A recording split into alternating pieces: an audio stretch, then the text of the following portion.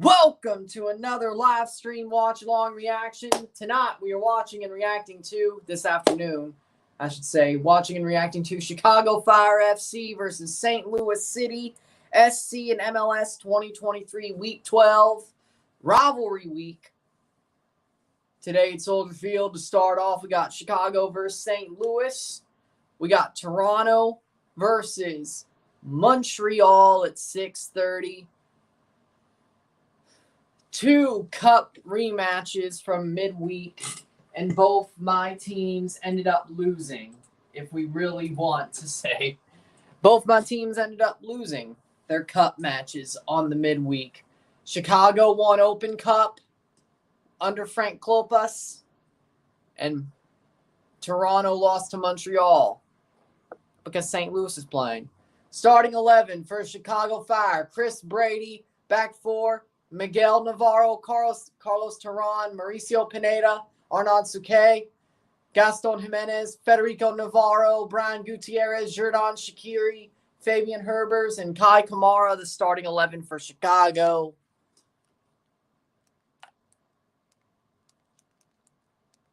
For St. Louis, Roman Berkey, John Nelson, Kyle Hebert, Lucas Bartlett, Jake Nervinsky, Miguel Perez, Indiana Vasilev, Cilio Pompeu, Edward Leuven, Thomas Ostrak, and Nico Giacchini. Nico Giacchini.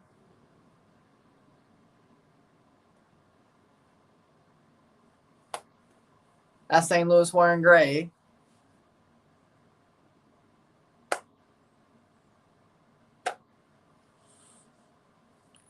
Ay. St. Louis wearing gray. Why would they wear gray?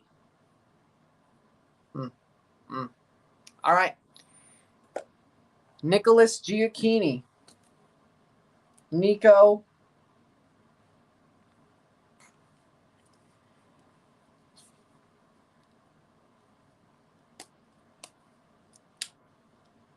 No. Of course, still injured is Klaus. Still injured is Klaus.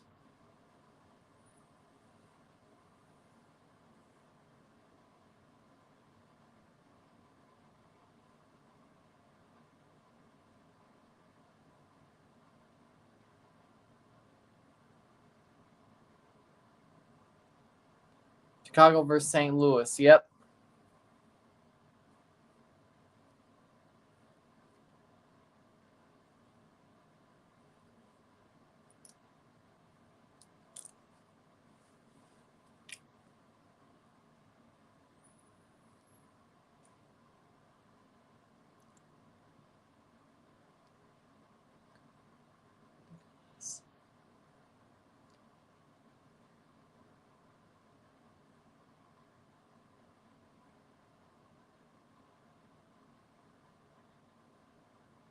Both teams are out for the anthems. Edward Leuven is a big baby. What did he do?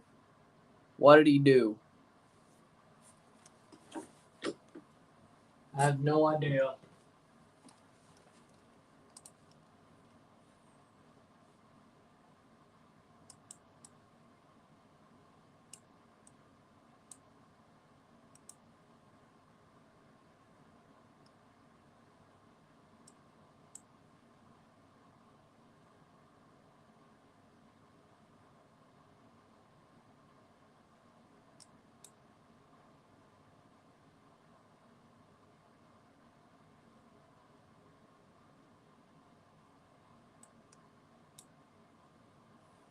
What did he do?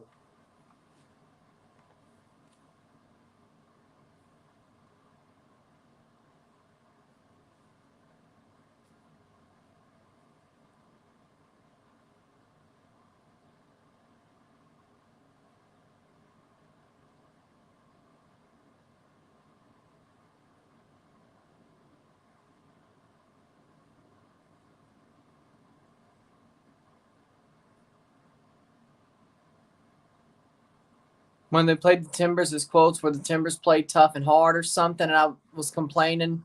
I was just laughing, you're being such a crybaby. Yeah, that's fair. Fair.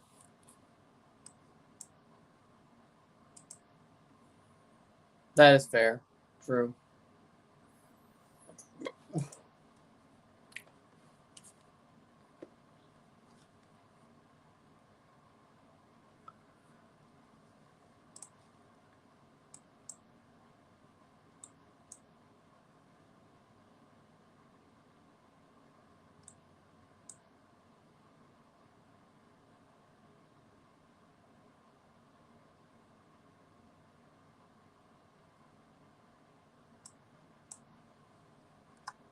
But again, waiting for the game to kick off here. Oh, Ezra Hendrickson is still in the freaking commercial. And he got fired. Yeah, interesting. They got to fix that. They got to fix that one, don't they? Chicago, their navy blue. St. Louis in their gray jerseys. Oh, boy.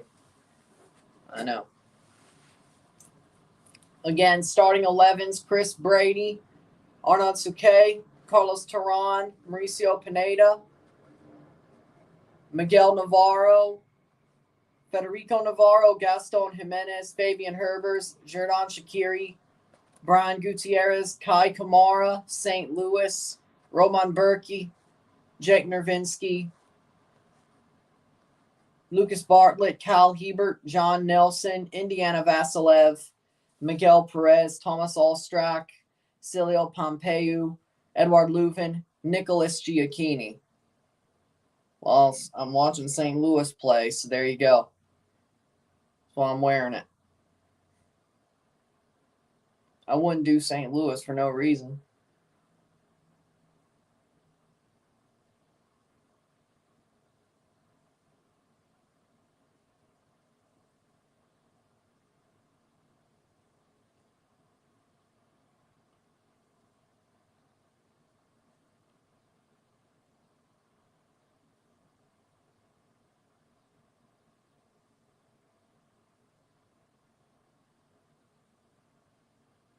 That's the St. Louis Cardinals hat. So.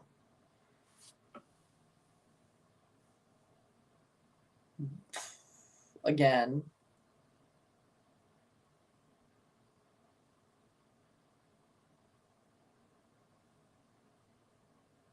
Makes a whole lot of sense.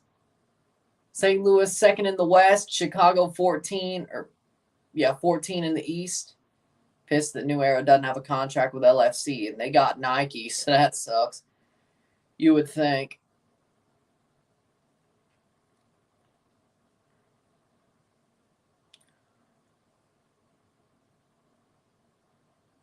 You would think. They do with Man United Spurs, though. Well, I guess it ain't about Nike, then, making jerseys. Here's the kickoff. Chicago to kick off for the first half. Here we go. Over the top.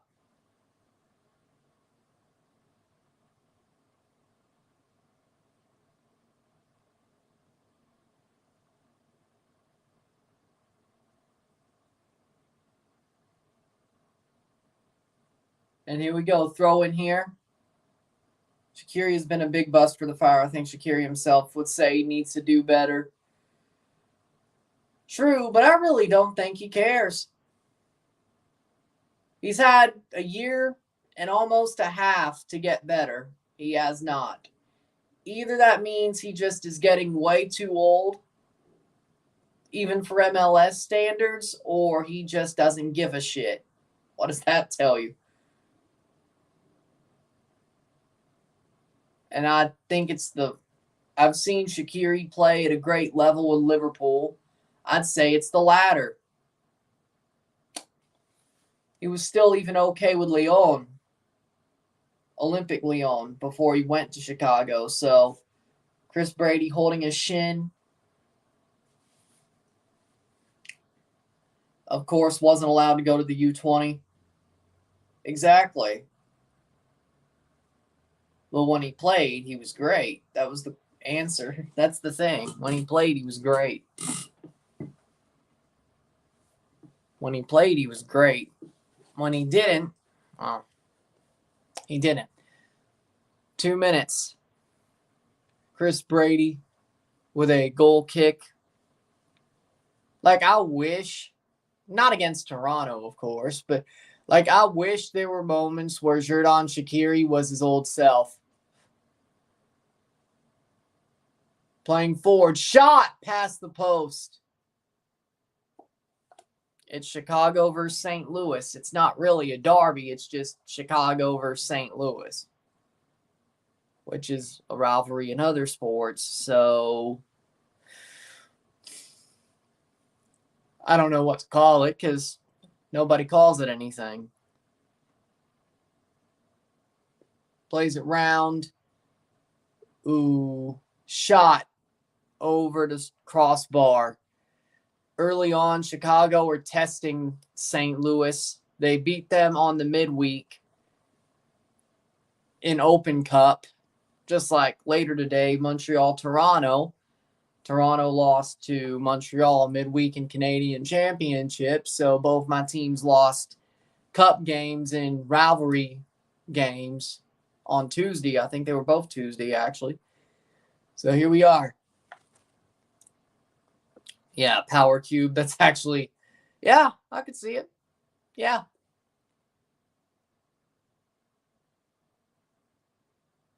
So if I got yoked, I would look like Xherdan Shaqiri. Oh, yeah, Mini Hulk does make sense then, wouldn't it? Okay. Midwest Derby. Yeah, better. Some could be better. 4th minute. That's out for a throw for St. Louis. Yes. MLS. It's MLS rivalry weekend. It's a league match just like this cup rematch right now for Chicago St. Louis is. Speaking of St. Louis, plays it back. Still, nope. Good tackle there by Chicago to get it back forward. They won 2-0. Chicago. Souquet, the Frenchman. Herbers switches play. Ozan Kabak, $2. Or in Cartman's terms, beefcake! There we go. That's early $2 super chat. There we go. MLS Mexican League of Soccer. Huh? Kai Kamara shot. What a foot save by Roman Berkey. Honestly, call me crazy, but I'd say Roman Berkey is top 3 goalkeeper this season at the very least. Roman Berkey. Big foot save by Roman Berkey. He should be, but they are. Yeah, I would agree with that. They are. They are. Cross in, header save. Roman Berkey off the Kai Kamara header. Kai Kamara is still going. Traded from Montreal the offseason to Chicago. Argentina win was clearly rigged. No. St. Louis playing forward. Nelson to Ostrak. Cross to center. Giacchini can't get the touch. I wish he did. Edouard Leuven. Leuven. Shot. Saved by Chris Brady, but that'll go out for a corner. Without Klaus, it's hard. It's hard for St. Louis. Nice. Hopefully they win. I think that's Real Salt Lake versus TFC. I think St. Louis is that later that week. They're close, but I think St. Louis is after that, right? Yeah, it's a bit early. Like 12, doing a 12 a.m. Midday was a bit hard. Yeah, the FA Cup final. I probably do need to fix my sleep schedule before I go to Knoxville, but you know what? But, you know, if I do fix my sleep schedule up a bit, I may. But I'm not completely saying no, but I'm leaning towards no. But the decision really will be made like that middle, that actual week. So if I could fix my damn sleep schedule a bit, you know, before vacation. Maybe. Or I could just do what I did for the World Cup and Club World Cup. But it is what it is. It's not exactly a no, but it's definitely not a yes. It's still a maybe. Leaning towards no. But we got a couple of weeks.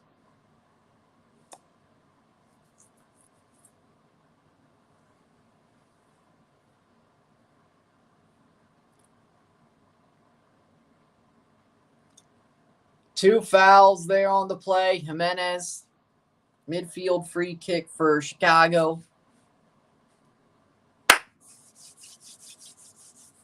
Whitecaps versus Timbers, rivalry week. Sure, dude, sure. MLS marketing saying Timbers versus Whitecaps is a rivalry. It's not. Well, I mean, the whole Cascadia thing is a rivalry. But yeah, that would be like Toronto playing the Whitecaps on rivalry week. You're right. It's not a rivalry. Whitecaps fans hate Toronto fans. This is true. Do we give a shit about them? No. No. Herbert shot. Save. Roman Berkey. Dear Lord, Roman Berkey. Honestly, again, I said it once. I'll say it again. Roman Berkey, top 3 goalkeeper in MLS this season. Shot. And Giacchini slides and misses the shot. Doesn't get a touch to it. Chicago throw. Giacchini. Jesus, man. How? That should have been Chicago dead to rights. At least to make it 1-0. What are you doing, man? It's like the cross was there. He slid. Honestly, he should have stayed upright. He should have stayed upright. Sliding ruined it. He should have stayed upright. He could have got some power behind the shot. You live and you learn. Celio.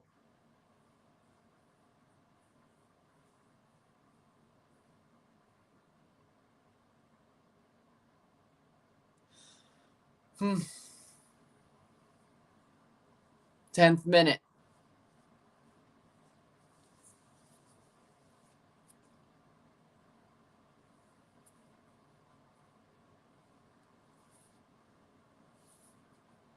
Well, we got 10th minute.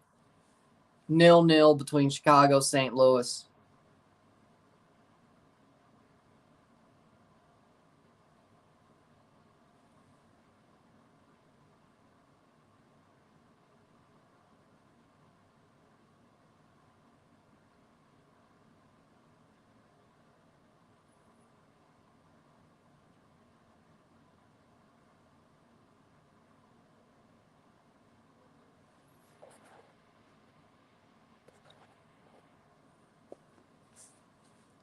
St. Louis. Oh, no. No.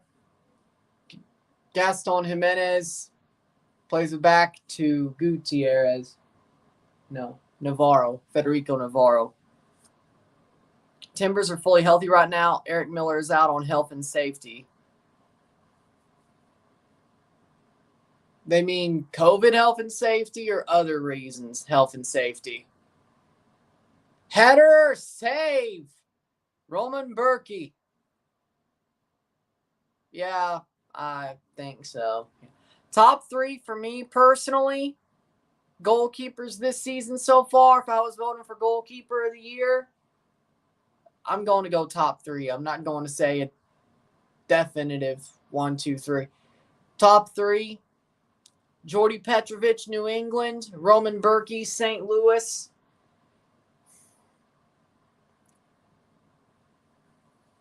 And Roman Celentano, Cincinnati. I'm not surprised. He's been shit in MLS. I'm not surprised.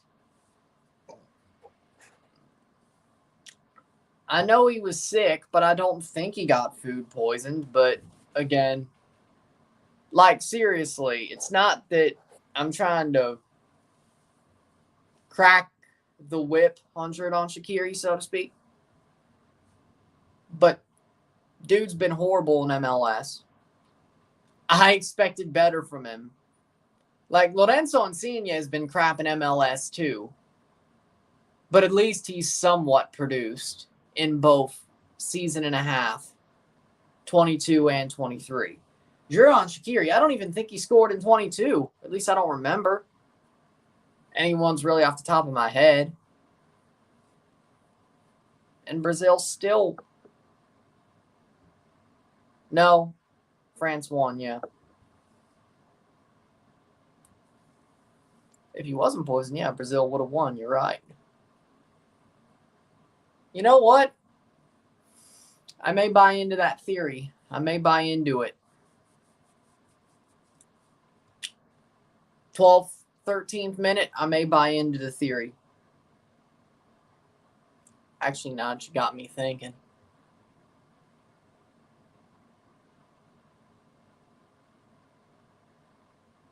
That's a foul, free kick. 7 goals, 6 assists, and I don't remember a single one.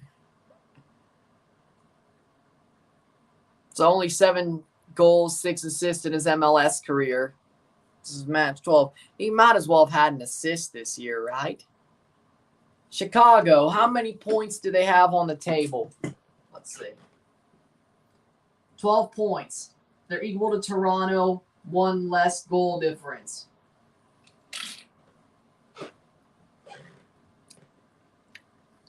FIFA's from Paris, France. Yeah, FIFA's in France. St. Louis goes back top of the West if they draw. Especially if they win. They will be truly top of the West. Houston Dynamo. Yeah, that may actually work out. Yeah, okay. St. Louis wins, though. Toronto wins tonight. They'll be in a playoff spot at the end of the night. But do I really want that? I don't know. Shaq should have 10 goals.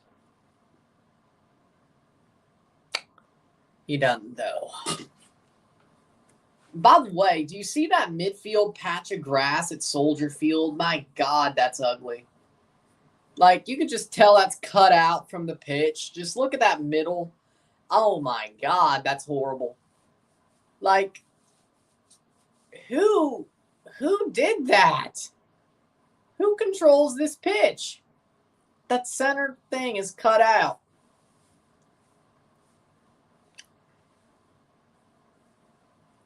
Like, what are you doing?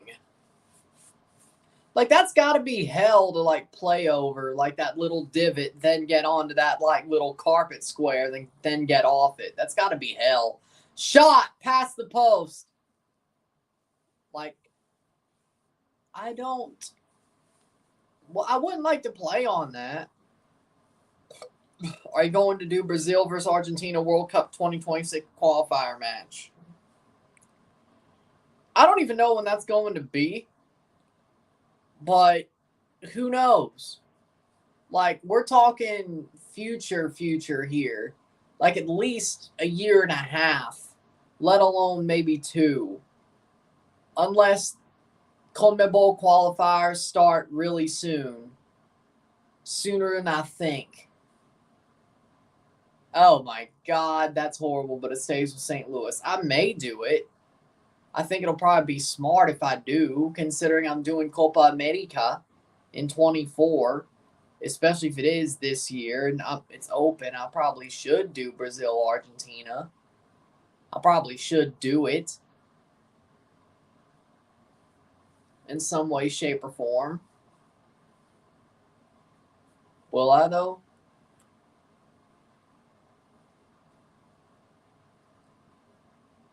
Playing forward. 16th minute. Celio Pompeu. Oh, boy. I don't know what he was trying to do there. They start September. Okay. Well, If they're playing a different day than Canada, and considering Canada probably is only playing friendlies in September because Nations League for them for 23-24 doesn't start until November to qualify for Copa America, that aforementioned Copa America, I may do it. Let me look at the schedule. I may. But Argentina-Brazil plays each other twice. But, of course, once in Brazil, once in Argentina. But, yeah, I'll look into it. I'll give you that right now.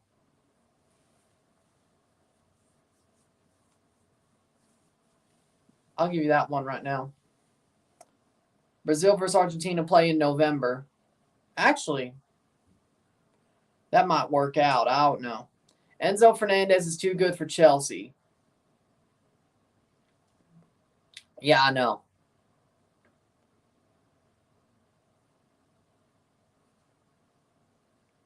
He is. Free kick for St. Louis.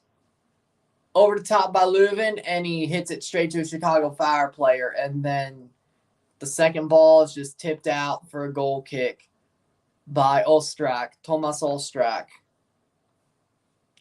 St. Louis, ever since Klaus got hurt, does not look as good. Thoughts on the Yankees? They're okay this year. The whole AL East is good. After that, there's going to be a 1-year break. Yeah, that does seem about right.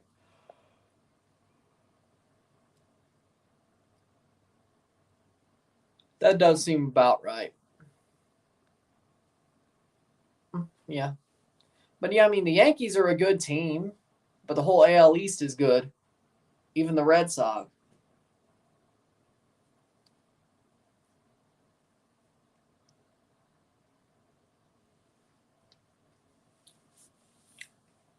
Like all the wild card teams in the AL are AL East teams. So you have 4 AL East teams in the playoffs. As of now, if it was to start today.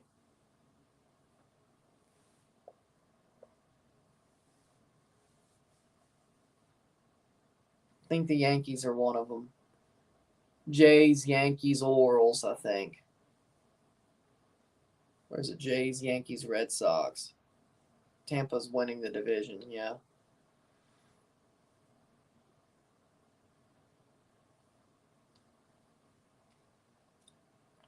Shaqiri with a cross. And that was definitely not played where it should have been played. Free kick for St. Louis. 20th minute.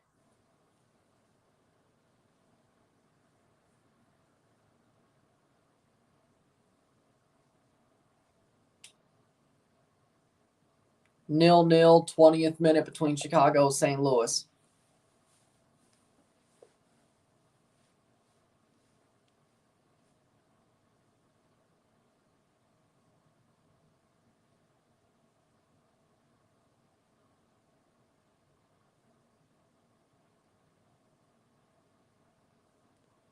You should.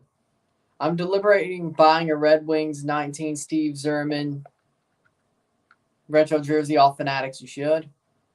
Yeah, he's a legend. He's actually a legend, so that actually might be a good one to get. How we doing, Connor? How we doing, Connor? I'm doing good. I'm doing good. He's a legend, so that's actually a good move if you're actually gets a red jersey.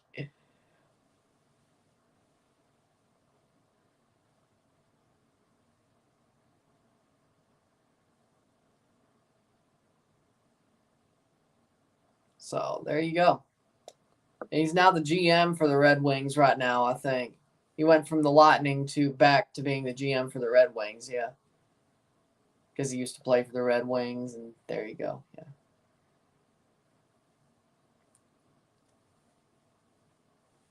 '21st minute.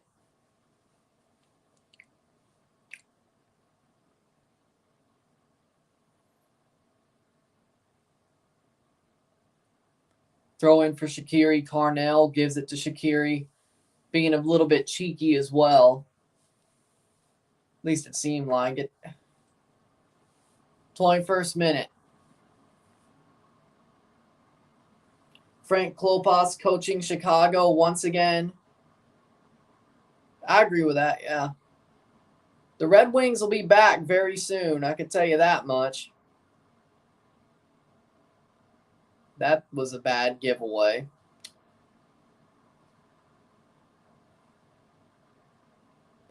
Neither team has really built any momentum. It's just been back and forth and horrible attacks. St. Louis does not look as good as they have been this season. Hey, at least they're still second in the West. I mean, it could be worse, right? Could be worse. Could be way worse. Agreed. Could be way worse.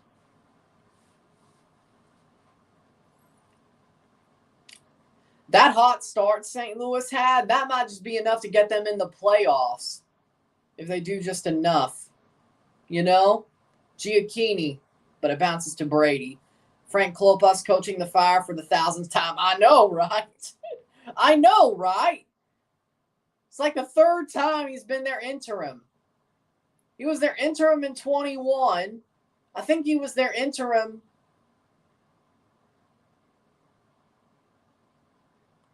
I think he was their interim before Vicky got fired. He was their interim after he got fired. And then he was their interim after Hendrickson got fired. I could have swore that he was their interim after Panovich got fired, because I think that happened before the end of the season.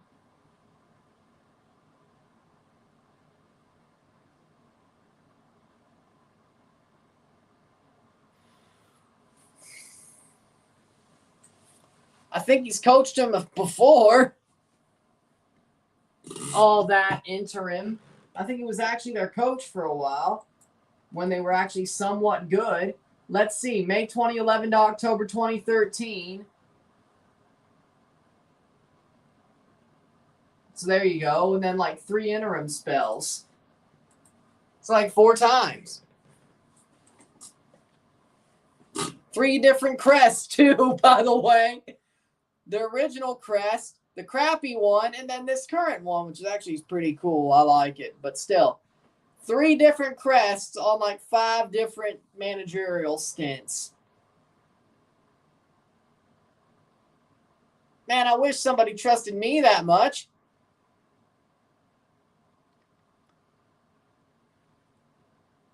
Find somebody who trusts and loves you as much as the Fire front office loves Frank Klopas. Let me tell you that.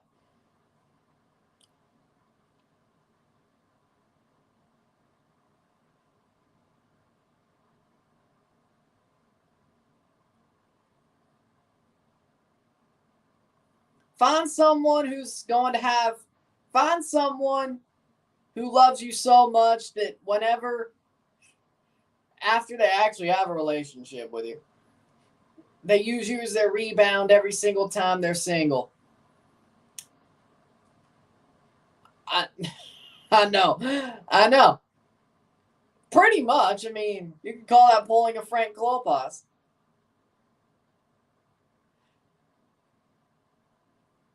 At least I will.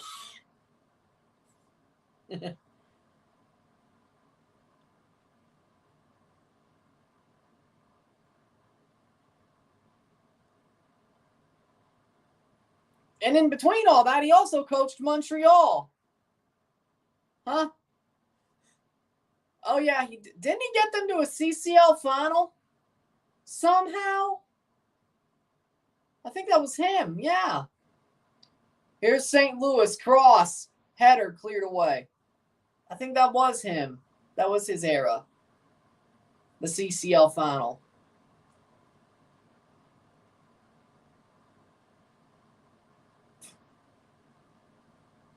What the?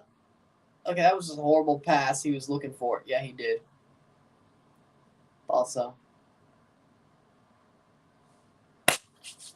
So let's see. MLS managers to get to a CCL final. I honestly don't even remember who RSL's manager was back then. Frank Klopas, Greg Vanney, Bob Bradley, Brian Schmetzers, Steve Cherundolo. Honestly, the best manager out of all that, well, it ain't Bradley or Klopas. Vanny? Yeah. I don't know if LA Galaxy fans would agree with me, but you know what? Screw it. Vanny might just be the best manager out of all those managers to go to the CCL Finals and MLS manager. Maybe Cherundolo. Okay, they're maybe tied. It ain't Schmetzer, though. It sure as hell ain't Klopas or Bradley. Who coached RSL back in 2010? Yeah, I don't think it was about their coach, though. I can tell you that much. I mean, that Beckerman. They had a pretty tough squad. Like, that squad was nothing to screw around with. Like, the players on that squad, that RSL team, I gotta say, they were nothing to screw with. I mean, they were some tough guys. That was a tough squad. I have to give them that.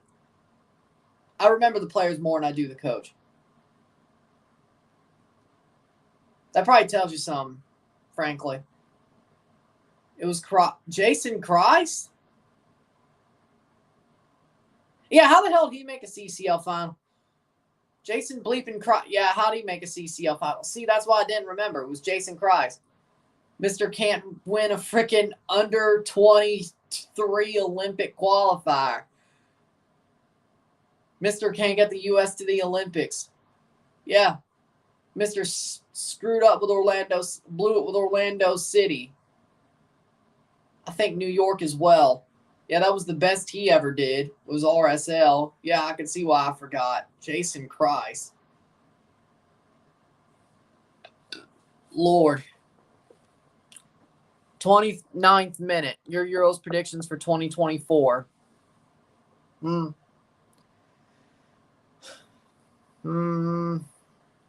I don't know.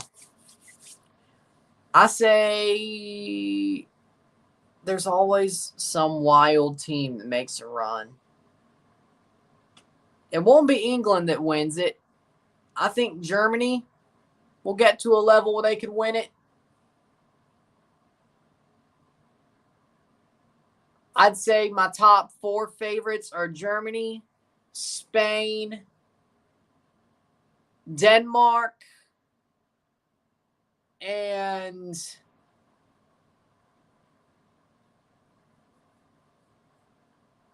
I guess the most likely situation, France. That should be a foul the other way. There's no penalty there.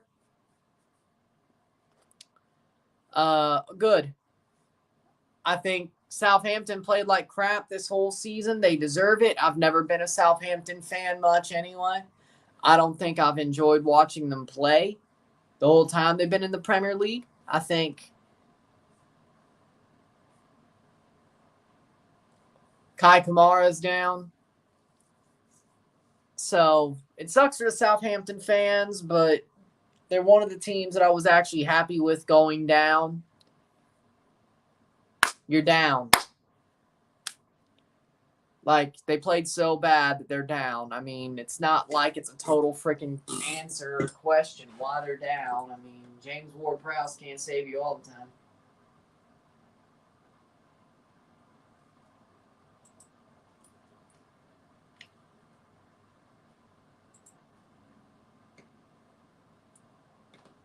Hit that like button. Let's get this one going.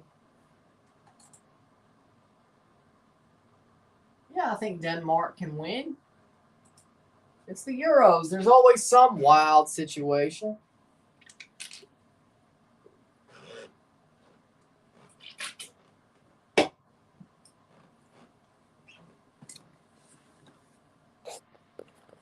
Honestly, I could see the Netherlands winning the Euros as well, yes. They are going to have an exodus of their best talent. Yeah, as every relegated team does. Cry me a river. Like, that always happens. I like an idea here. Here's a good idea. Toronto FC should get James Ward-Prowse for the midfield. They need a creative midfielder. Your third DP, James Ward-Prowse. Free contract. Throw the money bags at him. He already's been playing in a shit team. What's the worst that could happen? We're still shit. He's already been used to wearing a red shirt being shit. What's the worst that could happen?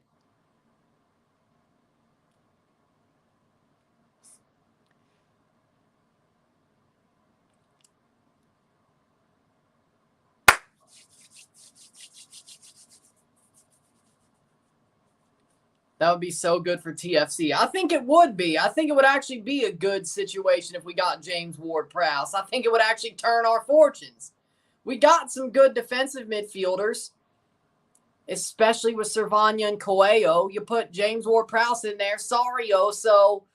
Dude, you just ain't cutting it. I'm sorry. You could be on the bench. Hell, 2017 you were for a little bit. That was our best year. James Ward-Prowse is better than you. Vasquez is hurt. I think it's a good situation. Yeah, MLSE could give him that in seconds for a DP spot. He'll be fine. Buy down Oso, put in James Ward-Prowse. They can give him $100,000 per week. Did you see what they're paying Insigne and Bernadeschi? MLSE, the money is not the problem, okay? The money is not the problem. Rafael Chico's coming in for Chicago. See, the money is not the problem with MLSE. They could pay him. No problem. They could probably give him $150 a week.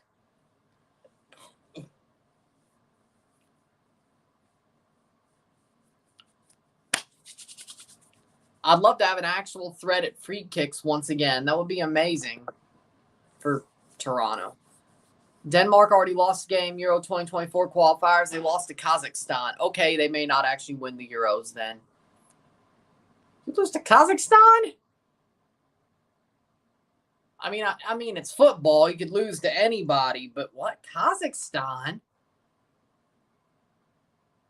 Celio coming back on 34th minute. Kazakhstan? Actually, yeah, Denmark might have been... That might have been a dark horse pick that I didn't really realize. Still better than Turkey, though. Remember when people were crowing about Turkey being the dark horse in 2021? Idiots. And then Turkey went and straight just screwed it all up. Turan off for Chicos. Turan off to injury. But seriously, remember when everybody was like, oh, Turkey's the dark horse. They're going to be the dark horse. My ass.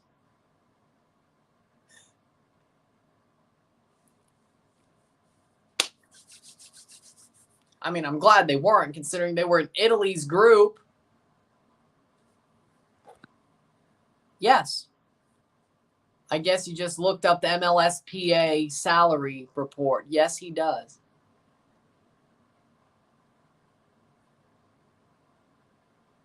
$14 million a year. Yeah, that sounds about right.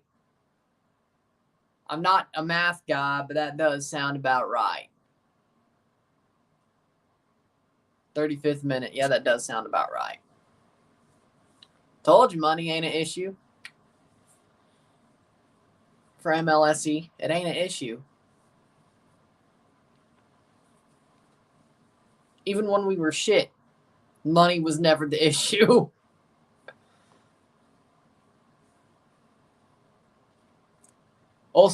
Not Olstrak, Vasilev to take this free kick over the top. Header saved by Chris Brady. I could see why Chicago didn't want him to go to the U20 World Cup. Who is Chicago's backup anyway? Like, let me just look. Chicago's backup in goal. Spencer Ritchie. I mean, he ain't too bad. Spencer Ritchie, I mean, he ain't too bad. He ain't too bad. I can see why. I mean, Spencer Ritchie isn't a bad backup. 36 minute. 0-0 between Chicago St. Louis. Insigne makes $234,000 per week. Yep. Yep, he does. Chicago playing forward. But again, I could see why Chris Brady, they didn't want him to go to the U20 World Cup. Is that wrong? Y'all can give James Ward-Prowse a raise then. I know, right? Besides, isn't the dollar better than the pound anyway? So even then, it would be a raise if we just gave him $100,000. Shit, we give him 150, 200 a week. 37th minute. Insigne should play like he's being paid $234,000 per week, but he isn't. That is the problem. Headed away. That's not only huge upset at qualifiers, Scotland over Spain. Now, I remember that one. But Scotland's actually a pretty good team. They're not nothing to scoff at. They're not nothing to scoff at. Not at all. They're not nothing to scoff at. Saved by Roman Berkey. Or at least he claimed it. But Roman Berkey, yeah, top 3 goalkeeper this year. I said it before.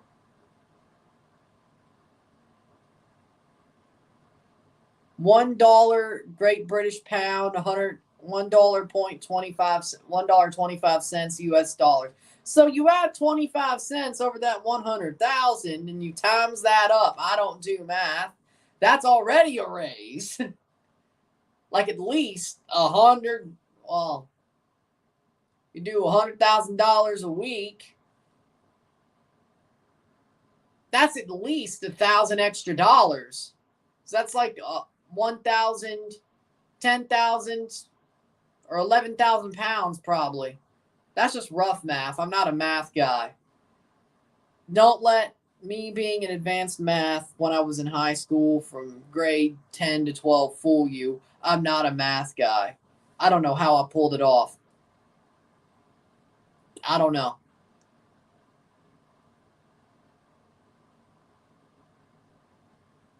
Heard that Cristiano Ronaldo could retire soon because he wants to go back to Madrid and he misses his old life there. They could offer him an ambassador position.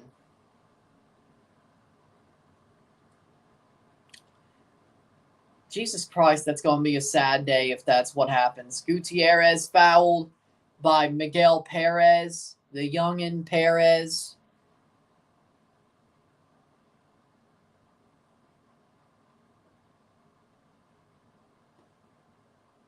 Chicago Fire. Free kick. It's 0-0. Or did they just score? We'll find out. 39:01. Shaqiri Gutierrez standing over the free kick. 39th minute. Chicago should be easy for Toronto to beat whenever they play them. Jeez, they're not that good. Shot. Chicos, goal! Rafael Chicos comes on and scores the free kick, the cross in by Xherdan Shaqiri. Shaqiri plays it in. Chicos beats Roman Berkey. It's 1-0 Chicago. Rafael Chicos.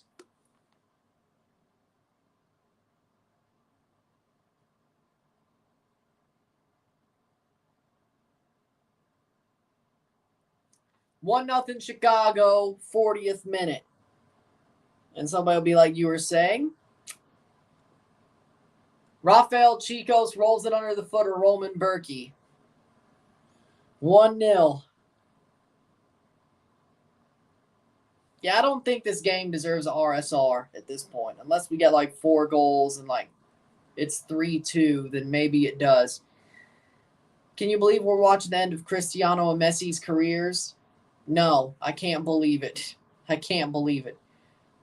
James Ward-Prowse is 28 as well. I think he could play 5 to 6 more years at the top level. If the dude, well, Insigne came to MLS at 28. So let's not talk about peak, but you know what? And Bernadeschi as well. Wait. I think they're both 28. It's a goal for Chicago, 1-0. Chicago Fire. Rafael Chicos, who came on for Carlos Terán. St. Louis is playing like crap. Chicago is too, but Chicago got one off the free kick. There's an assist for Xherdan Shaqiri.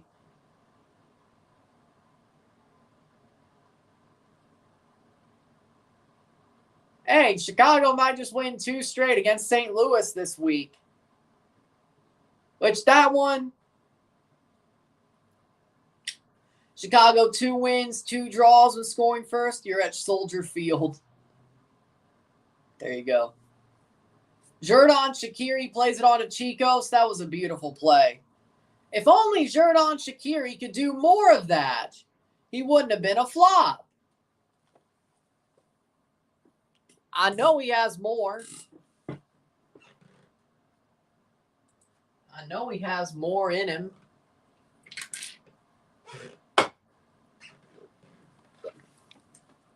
Lol. 42nd minute. Hit that like button. Let's get this one going. Let me tell you, I was half and half on doing an RSR for this game, but at this point, I think the live is enough. Unless this becomes a 3-2 game on either side. You want to talk about MLS 1.0? This feels like MLS 1.0, and St. Louis is better than that. But Chicago is playing like it's 2007. Jake Zivins from Chicago. Yeah. I think I knew that. My brother dropped his cake. Or his Coke. Coke. Why'd I read an A? Jesus Christ. I didn't wake up that well. I woke up like an hour before the match. 43rd minute.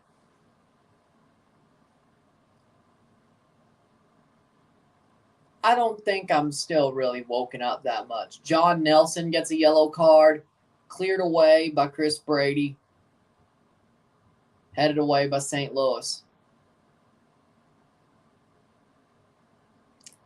You know what's funny, though, about the rivalry week posters?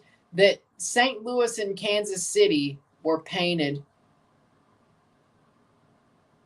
onto the poster, but St. Louis is playing Chicago. It makes no sense.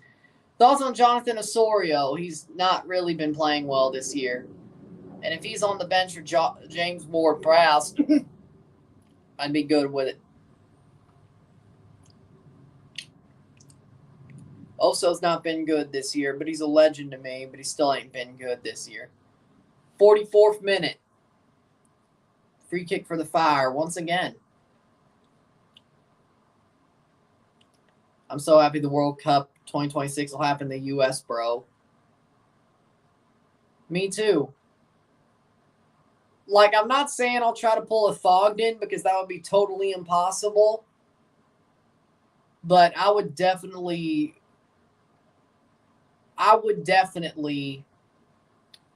jet set during the 26 World Cup. Like, at least that's the plan, I should say. Southampton got relegated, I know. They were horrible this season. They finished bottom, rightfully so. I don't feel bad. They're one of the teams I was more fine with getting relegated. I want Forest to stay up. I want Leeds to stay up. I want Everton to go down. I want Southampton to go down. I wanted Bournemouth to go down, but they saved themselves. I actually like Burnley with Vincent Kompany. So that's fine by me, but you know what?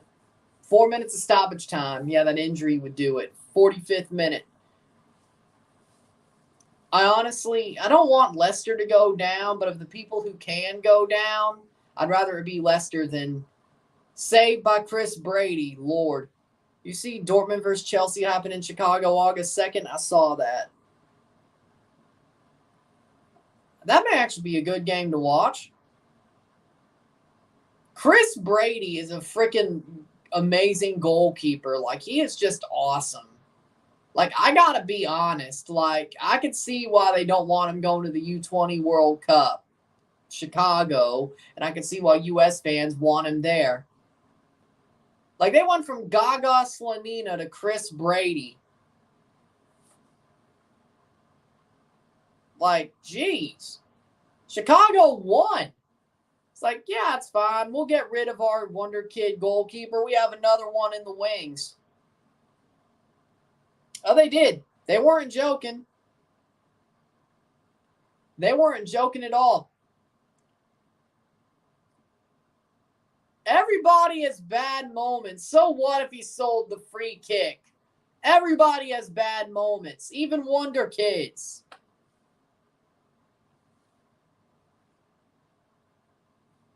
No good Latin gritones in Spanish MLS game streams. Apple need to invest in Martinoli like narrators. Nah, bro.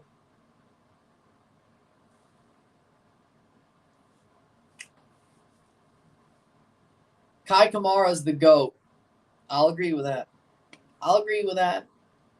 He's too good. Kai Kamara's still doing it to this day. I'll give it to you. Now he's not on Montreal. He's been on other teams too. Celio Pompeu, I don't know what the hell he was doing. I couldn't tell you. But after Kai Kamara got traded, I have no bad blood with Chicago. Kai Kamara, that man is just... The dude's going to be playing till the frickin' nukes drop. No joke. Kai Kamara is going to be playing till the cockroaches rule the earth. No joke. He'll be playing for Vault Boys Football Club.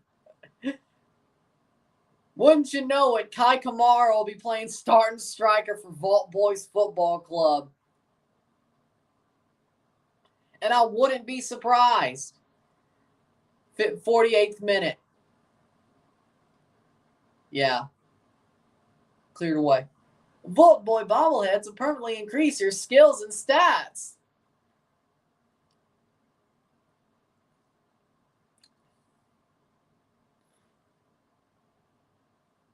Nobody got the Fallout joke?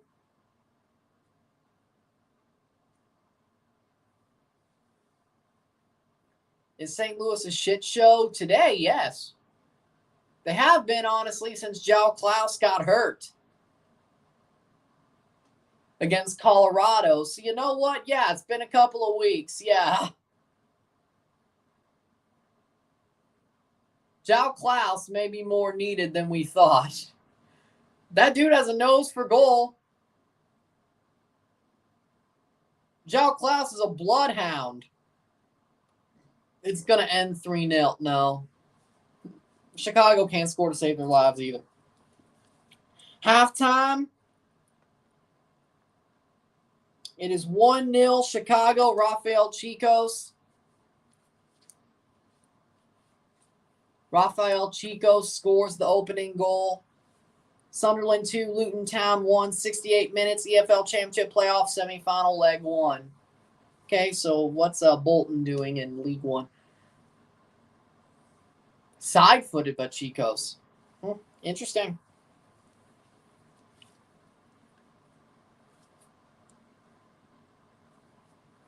Halftime, it's 1-0.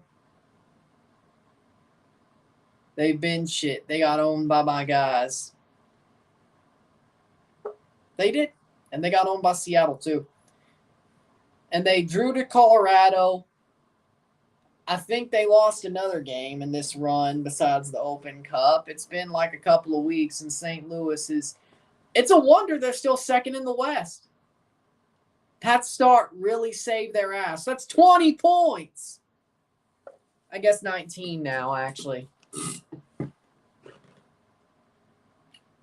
Those 19 points St. Louis has locked up is going to go a long way. They'll probably make the playoffs. I told you. They'll probably make the playoffs. That's not a question. They may actually be the wild card team I thought they were, though. But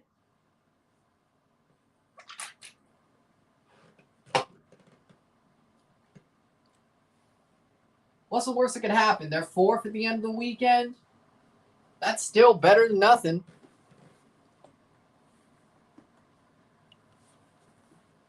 How would you say this word? Vineyard. Vineyard. That's how I say it. Vineyard. What? No. I've always said vineyard. Vineyard. That's what I've always said. I thought that was the right way to say it.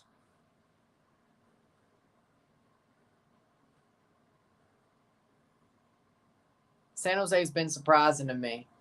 They've actually been good this year. You're right. Maybe that draw for Toronto was actually a pretty good draw, especially going there.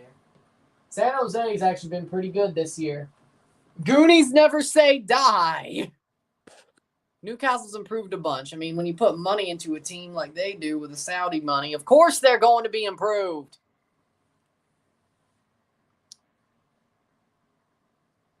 They should be improved. They should be. They should be fine for Champions League that quickly.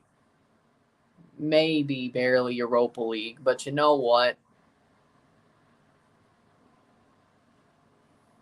I'm happy for the Newcastle fans. They deserve it. Considering, well, Mike Ashley made their freaking club a billboard for Sports Direct. I've always felt for Newcastle fans. You know, I've always felt for them. When your club is a billboard, it sucks, right?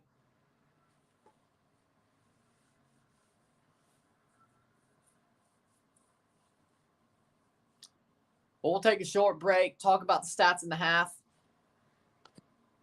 Chelsea.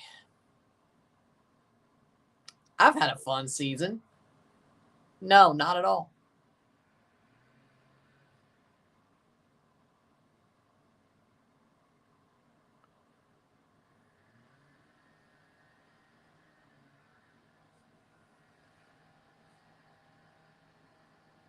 I may be weird, but I'm awesome.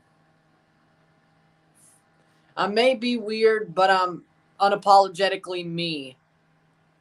And that's good enough. That's why I'm awesome. I'm unapologetically me. I ain't no sheep. I am unique.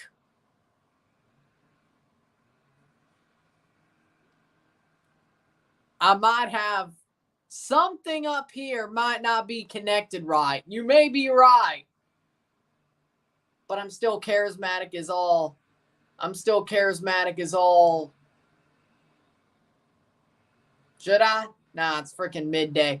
I'm charismatic as all hell, and I'm unique.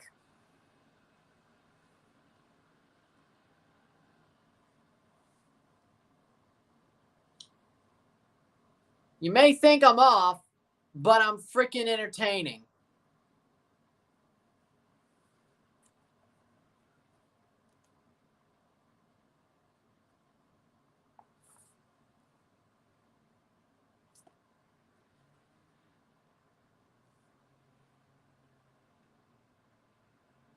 You do realize when I'm not really a neutral, I don't do that for the team I'm not rooting for. You do realize that.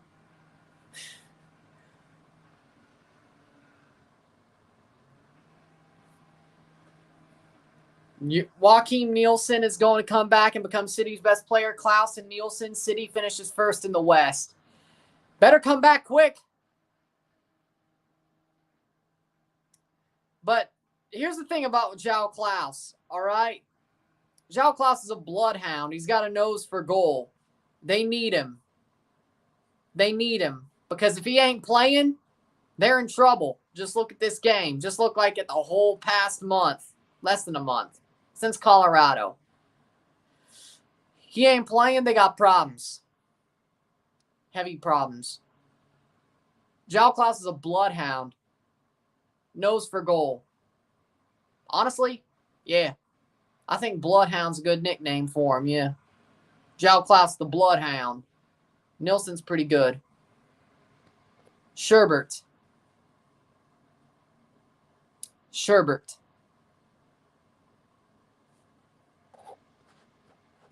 I should know that. I'm already at the game. Laughing. With that being said, I think we need to take a break at half. We went a little bit longer than I thought. Sit tight. We'll be back. And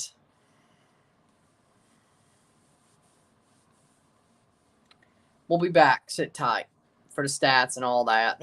Sit tight. And if this ends up 3-2 some way, I will do a RSR for it. If it stays 1-0 or it just stays somewhat boring, which probably will, just you have this. Sit tight.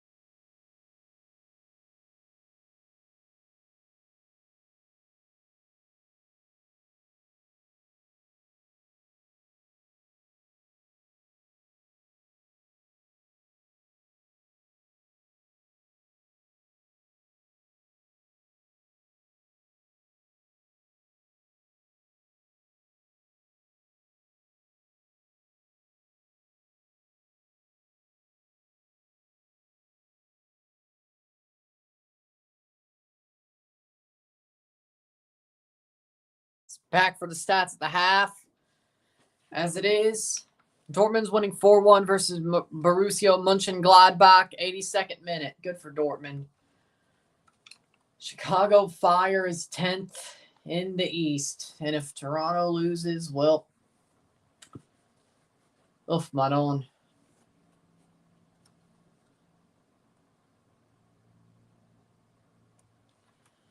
Well, Toronto's now 14th in the East.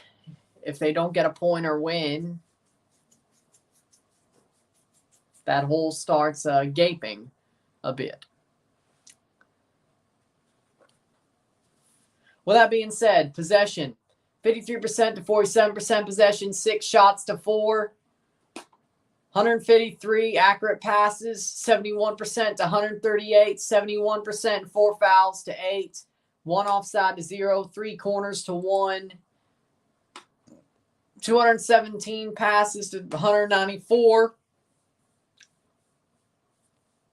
10 throws to 13, 0 yellows to 2, 0 reds to 2. 1-0 Chicago. I'd say both teams have been playing like crap so far. Both teams have been playing like crap so far today. Chicago just scored off their free kick, but it's basically been half, half, and half. And, oh, here we go. The second half has started already. Well, there you go. The second half started. Well, there's your stats at the half, and here's your second half.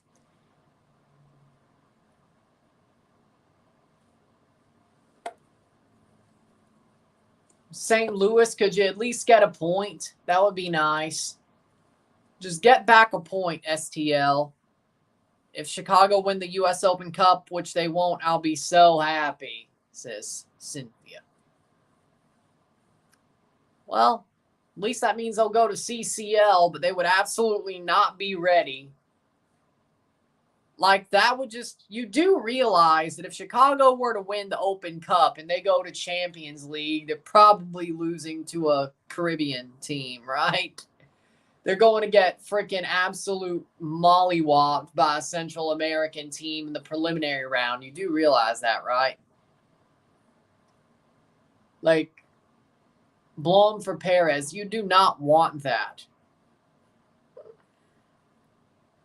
I mean, it's the Open Cup. Anything can happen, but let me tell you, you do not, which is maybe what I should realize for Toronto in Canadian Championship. Maybe the same thing for us. But you know what? Maybe it was a good thing we lost. But you know what? Blom in for Perez. I think that's a good move. Perez has been playing like a teen. He's been playing like a kid. The whole gang. They've been throwing their weight around on him all day. Probably a good move.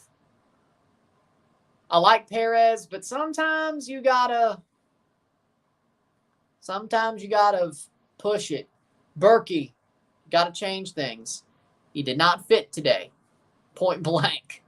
Chicago's always been more of a rough and tumble team. That's always been the way they've played. Herber's off the post because that's the way they grew. MLS 1.0, and you still have Frank Klopas being the coach. So you know what? There you go. It was never going to work. Not today. Maybe against the Seattle, Perez looks better. Maybe against Portland, he looks better. Maybe against teams who are more technical, he looks better. Not today. That was the right move to take him off at the half. Not today. And he got a yellow card too, so it's probably also tactical. But you know what? Chicago needs to improve ASAP. 1-0 shithouse win. Seriously. Against St. Louis on rivalry week. And there's a yellow card. Off the tackle for Giacchini. Counter pressing. I mean, yeah, that was a bit of a tough tackle, but that Koutsias kid has a bright future ahead of him. Yeah, I would agree. By the way, speaking of tomorrow, Toronto, of course, tonight. I'll be live for that. I'll review that as well. This game might get a RSR. I'm not completely sure. It's sort of a boring one. I'm not going to lie. I don't think there's much to say at this point. Now, if this game goes like 3-2 either way or it's like 3-3, then you might. It's already a double day. I mean,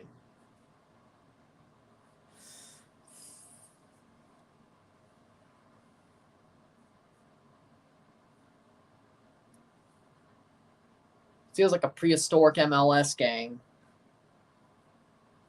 I feel like I'm watching a game in 2005.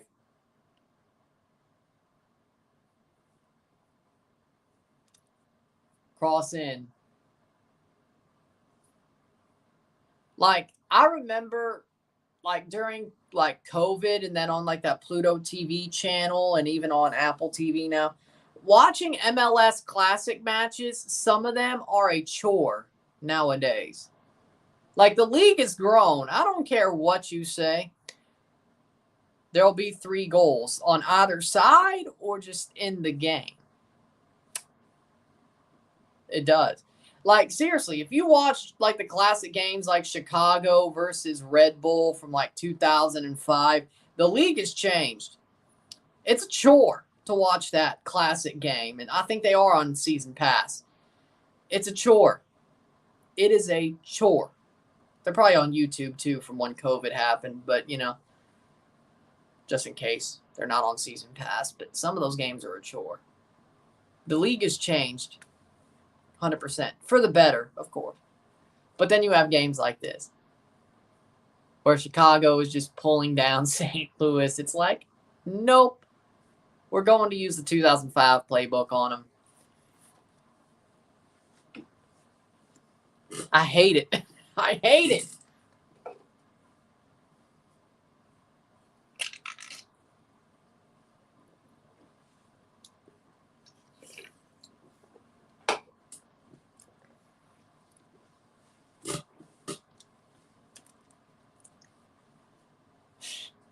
And speaking of that Chicago Red Bulls classic game, every time I heard Chris Armas's name, I flipped off the TV. We hate Chris Armas in this house. I don't think I ever won't. But Bacala is just as bad. I know. I didn't like him anyway. I didn't like him when he was at LAFC anyway. 52nd minute. Free kick for St. Louis.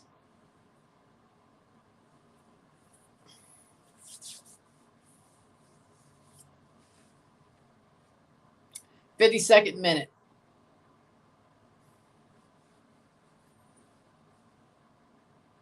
Kick, cross.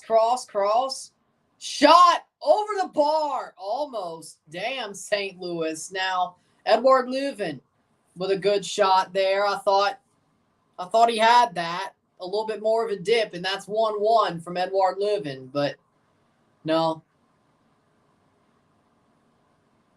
Your favorite player, Rory.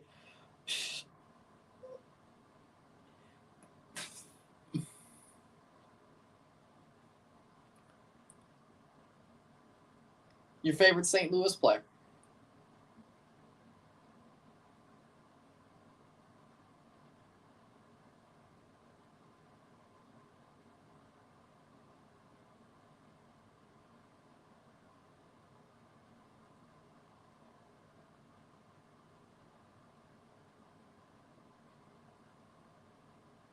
Oh, God. Lol.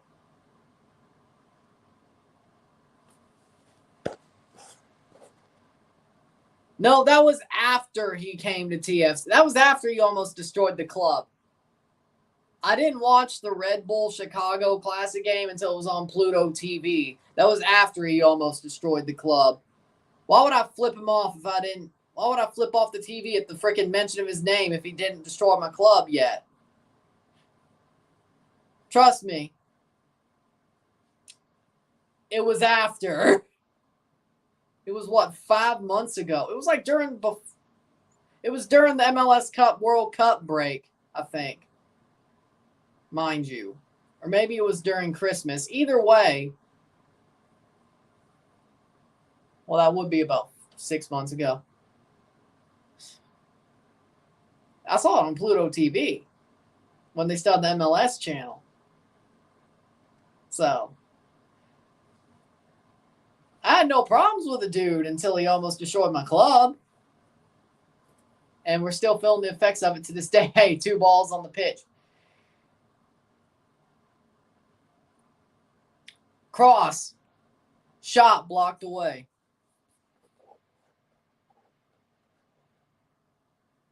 My God, this game is so sloppy. This is as sloppy as Edward Scissorhands trying to cut somebody's hair after drinking a fifth of vodka or a mega pint of wine. Actually, that was the better joke. Shit. That was the better joke. Damn it. That's what you call going over the bar.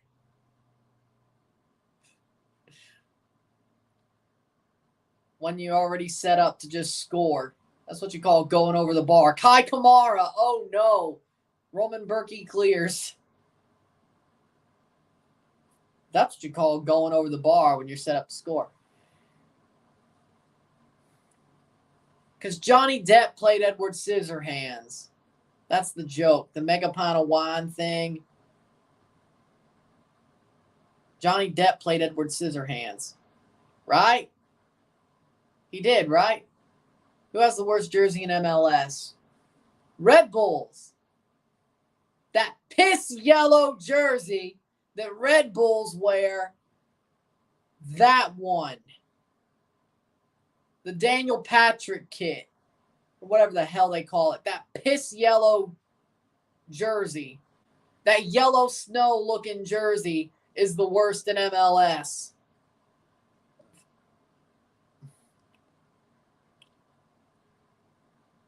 The only reason they weren't dead last on the countdown was Montreal didn't put out a home kit.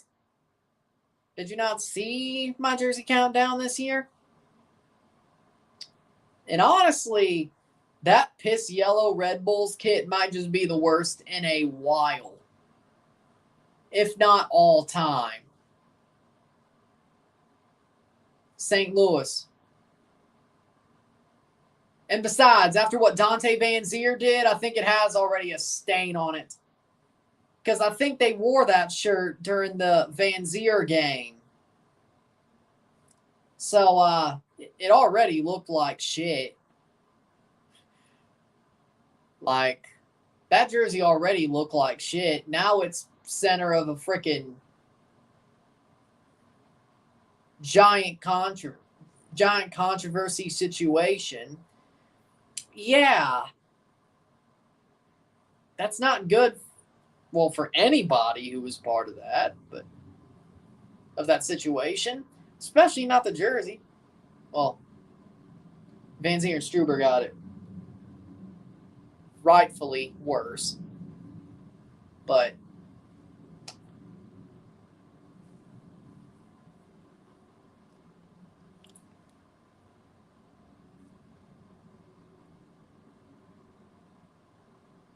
here comes Kai Kamara.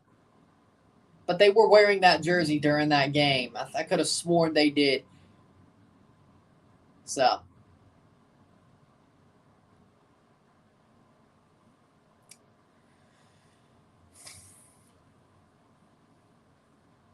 Newark Red Bulls. Is that a joke about them being in New Jersey? Yeah, this is the Hudson River Derby day, yeah. City now looking like an expansion side. Thank God they banked those 19 points. And they'll, as long as they get enough results, they got to get what, about 5 more wins, which they should, even as an expansion side. 5 more wins is pretty easy to do if they're playing like an expansion side. They should be a wild card team. I called it. Unless Klaus comes back, then, well, I think things are better. But for now, seems like João Klaus is the dude. As I said, he is a bloodhound. That man is a bloodhound. He has a nose for goal like nothing else. It's just ironic that they hit their worst patch of form as soon as he got hurt. Makes you wonder. I just want to point St. Louis because it helps both St. Louis and Toronto. That would be great. Electric yellow, my ass. It's piss yellow. It's yellow snow. That Red Bulls kit. Who the hell in their right mind would put that out? And Daniel Patrick be like, you don't tell me how to cook in my kitchen. I'm going to tell you how to cook.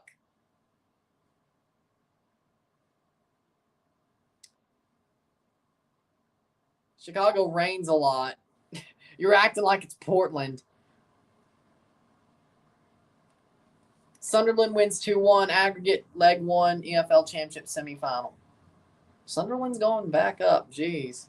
You know what? After what they went through, you know what? Good for them.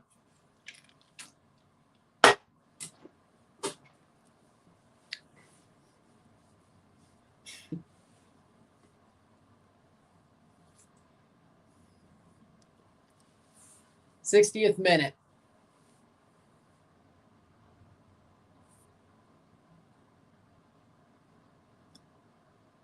Cross in. Oh, not great.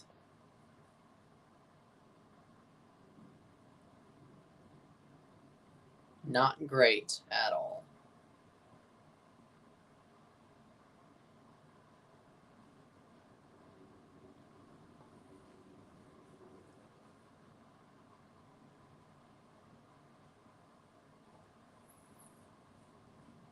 Oh, Kai Kamara, dear Lord. This is the year of our Lord, 2023, and you're letting Kai Kamara beat you on 3 breakaways, and he somehow hasn't scored. They're going to let that happen until they get bit, right? Can't happen. That legitimately can't happen. Kai Kamara is the GOAT. The man, again, as I said, will be playing until Fallout on Vault Boys Football Club until the cockroaches rule the earth. So, it is the year of our Lord 2023. How are you letting him get in on 3 breakaways and he still hasn't scored? They're going to let him get through on breakaways until he does score. Hot water burn, baby. Take your hand off the burner. You've done it 3 times already. It's hot. We know it. Stop. It's hot. We know. Stop. Stop putting your hand on the burner. It's hot. You're going to burn. What? Just because you ain't got 3rd-degree burns, you're going to keep doing it till you do? That's idiotic.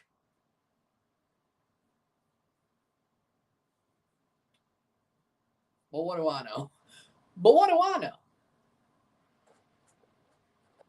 92 and steamy hot, game time, mid-80s.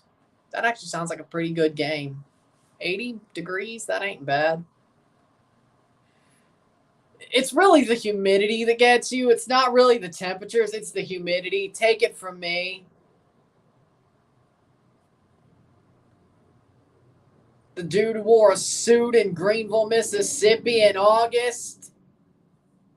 It's not the heat, it's the humidity. Like, it doesn't matter if it's in the 90s, it's the humidity. If it's a dry heat, it's actually better. Well,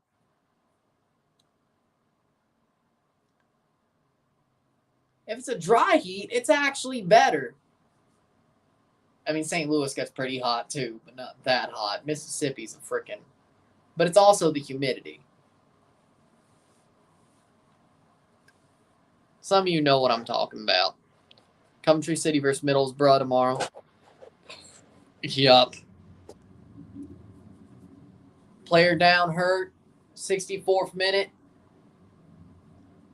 That is Fabian Herbers gets the yellow, too. Insult to injury. 2 substitutions for St. Louis. Jared Stroud coming on.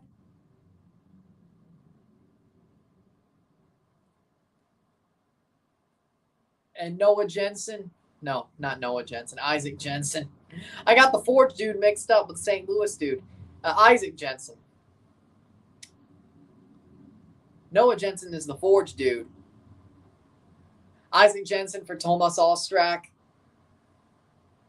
It happens. I do so much. It's bound to happen. Jake Nervinsky for Jared Stroud.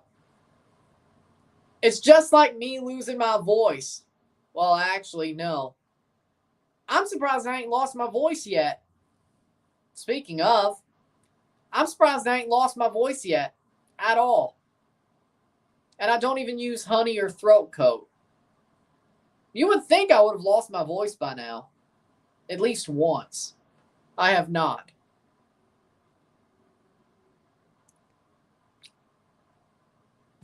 It's actually crazy, you would think.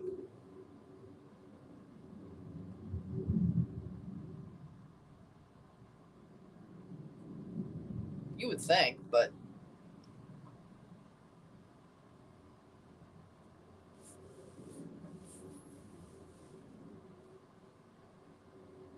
I actually said this yesterday. Thoughts on Santos versus Monterrey first leg, 0-0. It was horrible. It was an absolute chore. It was a slog. Like, they didn't even play like it was a Liga quarterfinal. They played like it was the middle of the season. It was horrible. Throat coat. Coat. You've never heard of singers using that? Like honey and tea to protect their vocal cords? Which, honestly, considering what? Coat. Coat. C-O-A-T.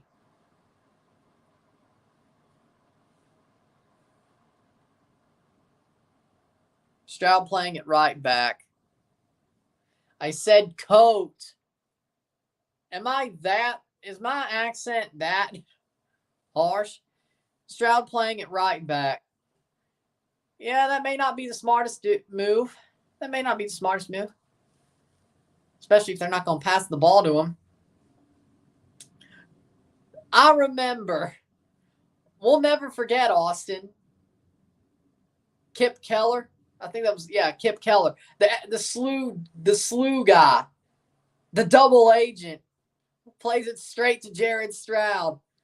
Ah, boy, that was a moment. Double agent.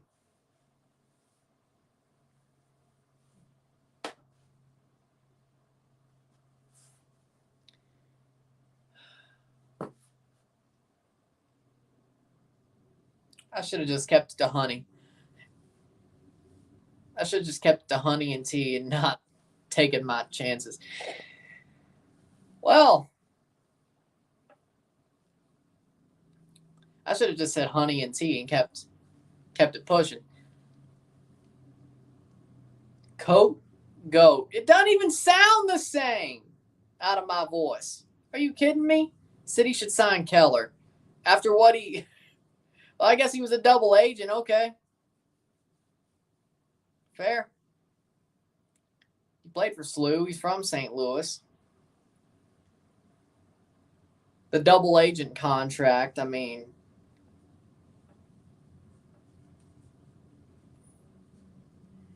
But again, point is, I'm surprised I haven't lost my voice after all this time. It's bound to happen. I'm sure sometime in my late 20s, early 30s, it'll start happening.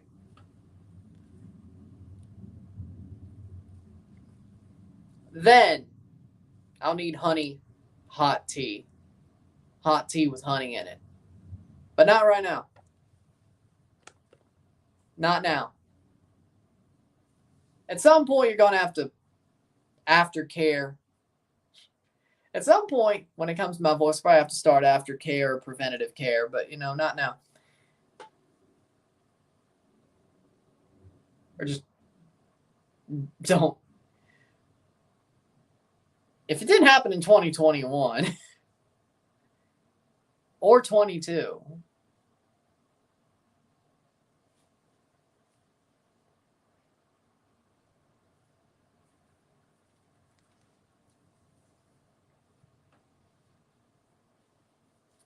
two more subs for Chicago.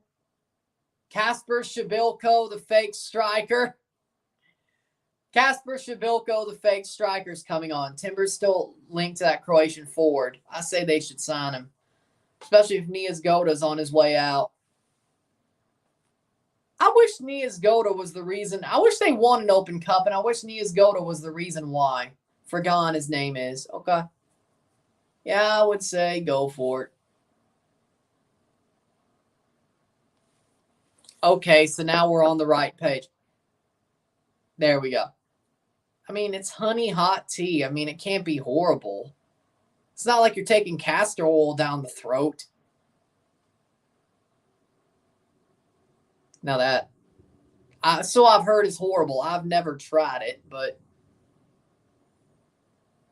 of course, my nana was alive when it was some sort of red card for Nelson. Red card, Nelson, St. Louis is down. Cross in. John Nelson. Oh my God. The ball wasn't even there. Second yellow, and that'll be a red. Yep. Deservedly so. Why are you doing the follow through? See, nah, man. You can't do that. Nope. Follow through. Straight up follow through. Yeah, no, you can't do that. When you're already on a first yellow, you got to be careful. Can't do it. Nope, can't do that. Bartlett on the sideline. Nelson is off. St. Louis down to 10. It just keeps going from bad to worse today. Kutsas and Shabilko coming on. Nelson is off. Herbers and Kamara off for Shabilko. Yeah, that's the right call. I don't give pro referees the credit sometimes, but yeah, that was a deserved call. Kamara for Shabilko. Kutsias for Herbers. But yeah, that was the right call. Point blank, period. I mean, why are you doing that? No, you got to do better than that.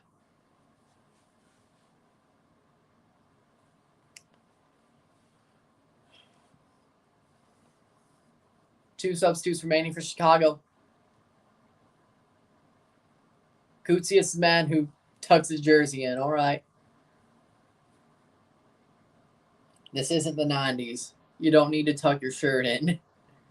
If this was the 90s, you might be right. Seriously, I hope that football never goes back to the baggy shirts. I would lose it. I don't like the baggy shirts of like the 90s and the mid 2000s. I don't like them.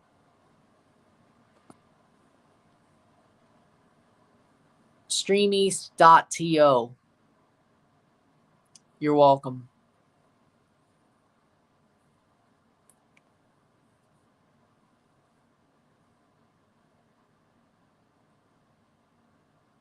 Of course, some games are on TSN, but not every one. Funnily enough, no Canadian games at 7 p.m. are on TSN. It's the Hudson River Derby. When Toronto's playing Montreal, that would have been a dunk to put on TSN, but no, they put the Hudson River Derby on there? What?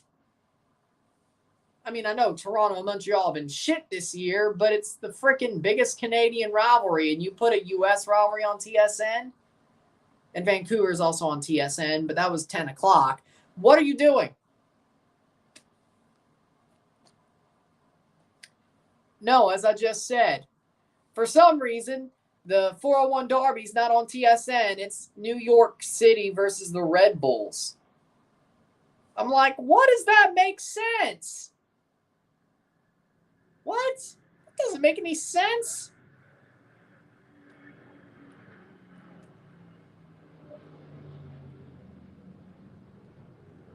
No, Stream East, there isn't many ads, no. Like 1 or 2 pop-ups, but if you have a Fire Stick and you have the Silk internet browser, put it on incognito and it makes it a lot easier to get through those pop-ups. It doesn't just take you there when you click the X. Because they don't. Because they don't get every game. I guess TSN, because, MLSE owns Toronto FC, they can't look too biased. They have to give other teams games when it's not even worth it to give Vancouver and Montreal games on TV. But you got to look somewhat unbiased, or you'll be called Toronto Sports Network. But you already are.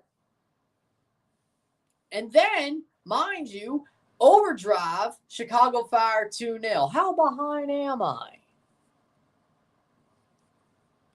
Off season. Overdrive ain't said nothing about TFC except shitting on them for like 5 seconds this year. There's a goal for the fake striker, Kasper Shabilko. Off the cross, it's played in. Oh my word. You let Kasper Shabilko score on you. St. Louis is... They've had a bad day at the office.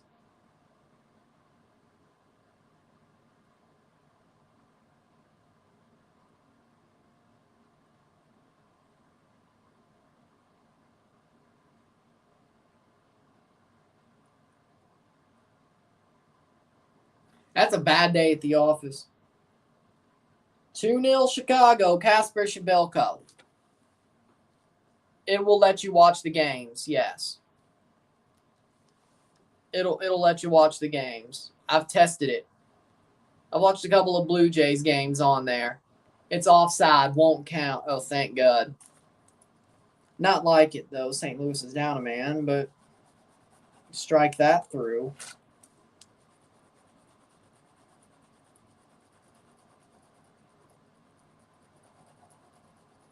Toronto has to win if they want to get out of the bottom of the East, the second bottom of the East. It's offside. My pen's already... I just changed this damn pen. There we go.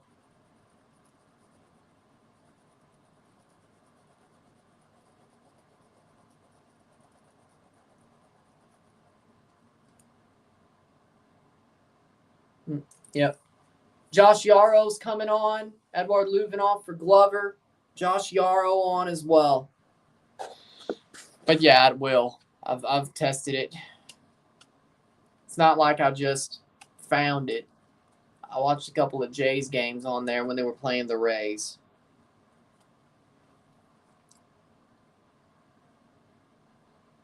That's Saturday and Sunday.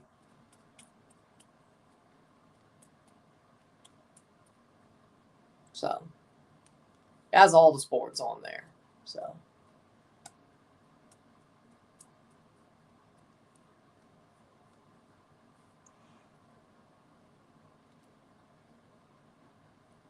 it's not just useful.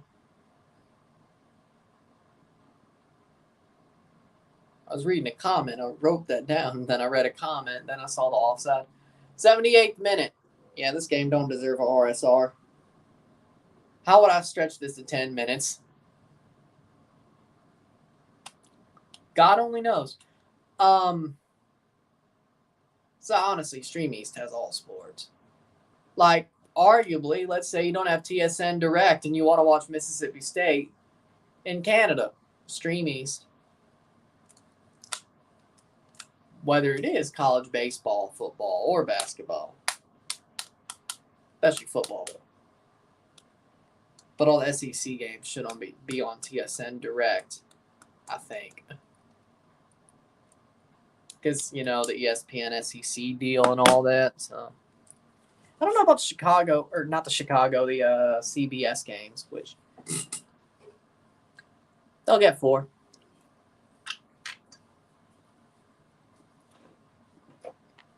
Bama, A&M, Ole Miss in the SEC championship. You heard it here first.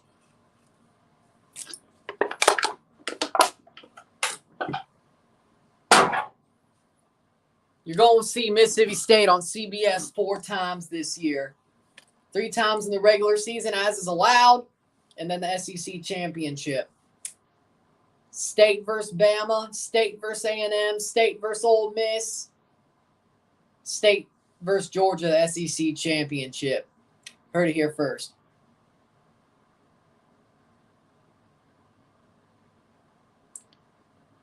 I think we'll just do the Montreal-Toronto game, RSR, both live, but yeah. Gives me a little bit more time to chill in between. A little bit. I wouldn't say much.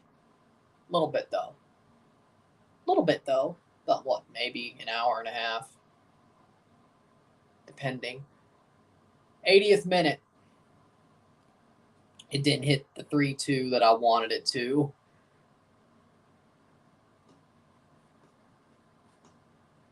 I can tell you that much.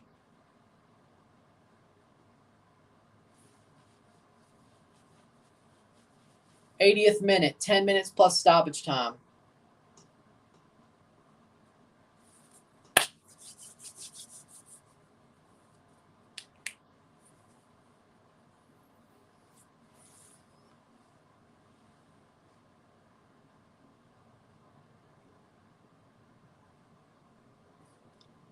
Free kick here. Oh, boy. Cross. Ryan Sports Reviews.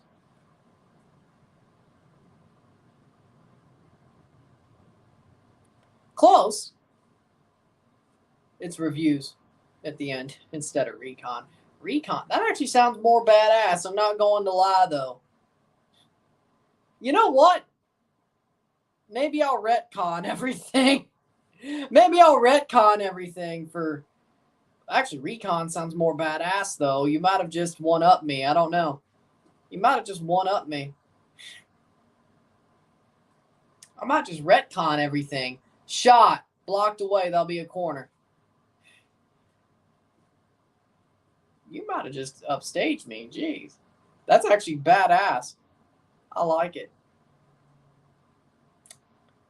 Technically, it's really just offhand RSR at this point. But you know what?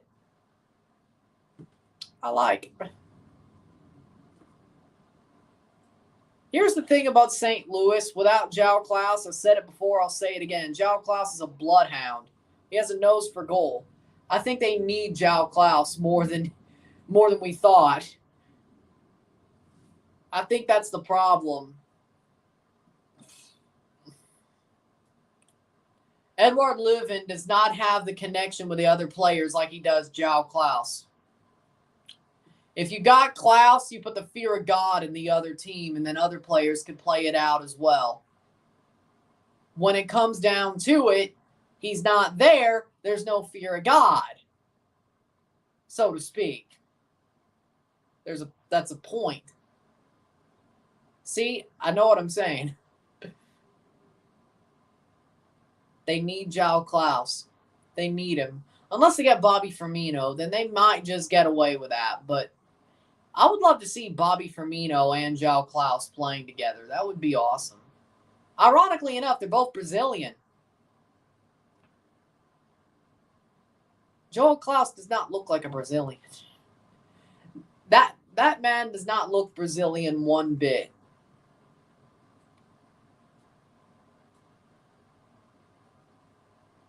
'24-year-old LAFC midfielder Timothy Tillman filed for a one-time switch with FIFA from Germany to the USMNT. Both Tillman brothers playing for the USMNT now. I feel like Timothy Tillman will get a Gold Cup call-up. Just a hunch. Cross in. Header down. Just a hunch.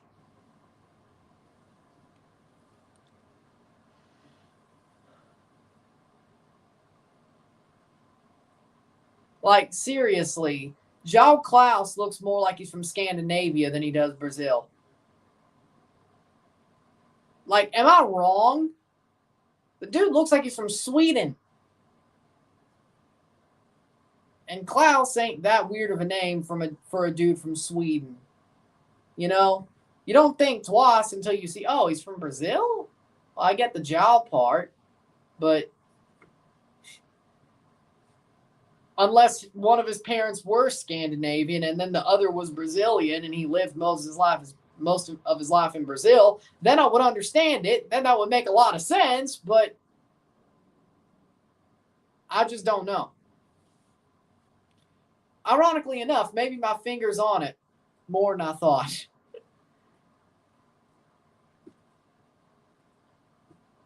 Now I kind of want to know.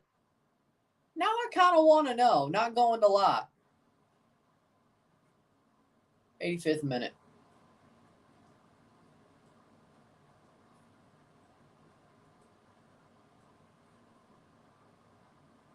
That's got to be the situation, right?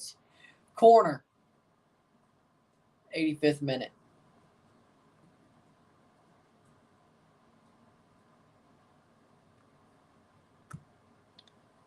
Roman Berkey plays it forward. 5 minutes plus stoppage time.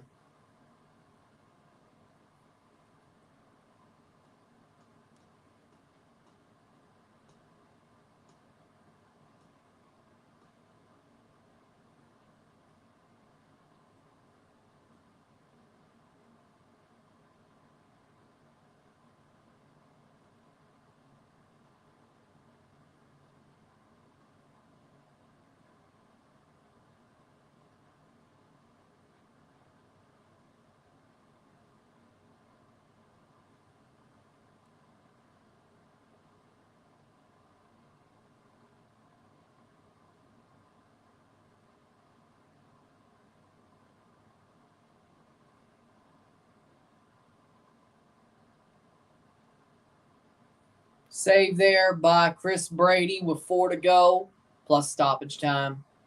1-0 Chicago. You know what?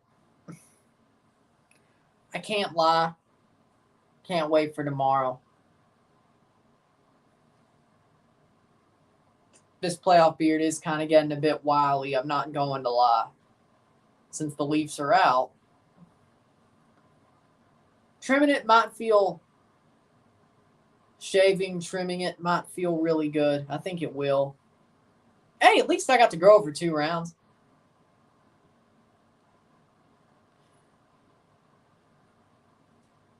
At least it isn't futile after 2 weeks.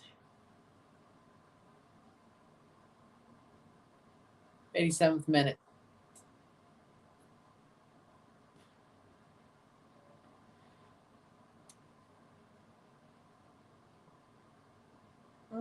Yeah.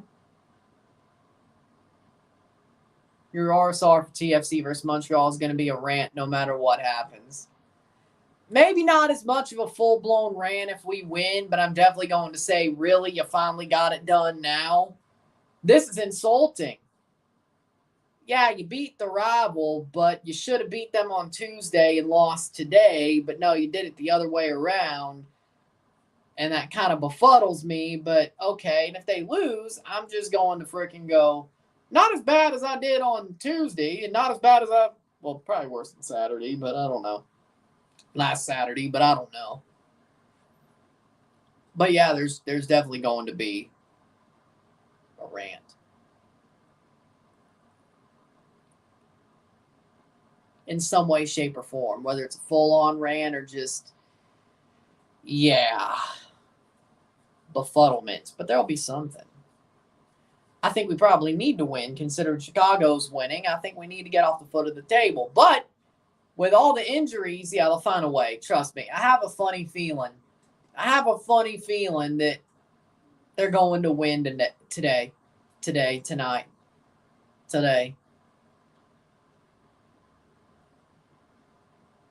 going to win. I have a funny feeling. Do I really like it? No, but you know what? If it gets us off the second bottom, thank you, Red Bulls, for being completely shit. If it gets us off from second bottom, you know what? Worth it. Might just be worth it. Jairo Torres coming on for Gutierrez. the former Atlas man. 89th minute, 1 minute plus stoppage time. F1 cars from Ozon.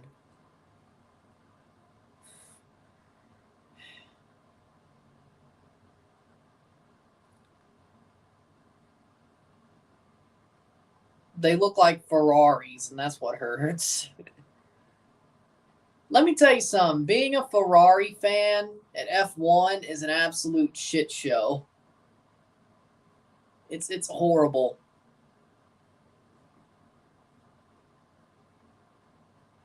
It's like rooting for Jeff Gordon, except they never win. It's like being a Jeff Gordon fan, but the team never wins. At least Jeff Gordon can win.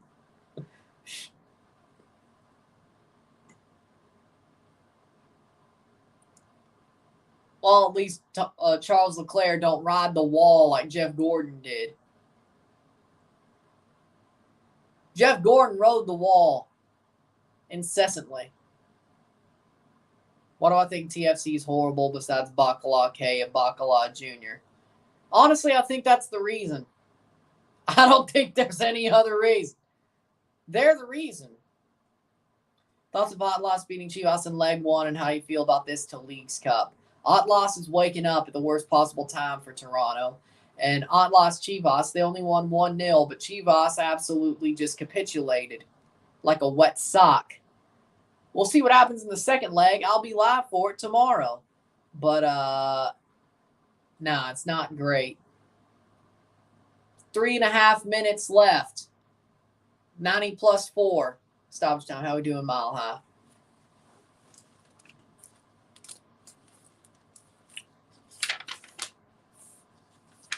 As you can see, we got Chivas Guadalajara versus Atlas FC ready to go. Then Tuesday, we'll do the Nations League draw. So I'll be live on Wednesday as well. It's just not 2 Leafs games. Because Sunday and Tuesday would have been 2 Leafs games if they would have won, but they did not. But I'll be live Sunday and Tuesday anyway. It's just not what I expected it to be. And I'll be able to do the Nations League recap as well that evening. So there you go. Tuesday. So Sunday, Chivas Atlas. Tuesday, Nations League draw. Wednesday, TFC Red Bull. St. Louis City versus SKC next week. They couldn't have done it this week. Isn't that the point of rivalry week? I mean, I get it's Chicago, so it's not too bad, but your true rivalry is SKC. And that's the one they put on the freaking poster. Yeah, that makes no sense to me. Chivas made the Liguilla. Yes, they did. They're in the quarterfinals right now. They're only down 1-0. They're on the road. But, you know what? Chivas are the higher seeded team. All they got to do is draw an aggregate. See? Win 2-1. They go through. It's not about away goals. It's just about who's the higher seed after 90, which is kind of stupid, but you know what? MLS doesn't care for their OG teams anymore. Well, the league has outgrown the OG teams. It's just a sad truth. It's just the sad truth. Shavilko. Good clearance by Blum.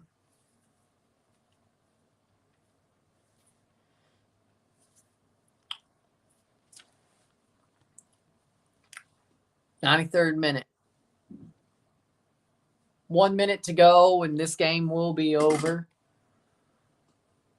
1-0 Chicago, and it looks like it is this week.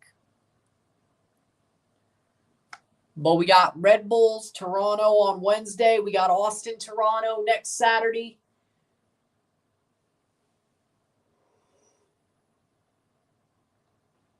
That'll be something. So Montreal versus Montreal at Montreal versus Red Bull at Austin. Would have been nice to be in Austin, but, you know, Them's the breaks. 93-20 or 93-40, 20 seconds to go. Free kick here. Last doors for St. Louis. Yarrow plays forward.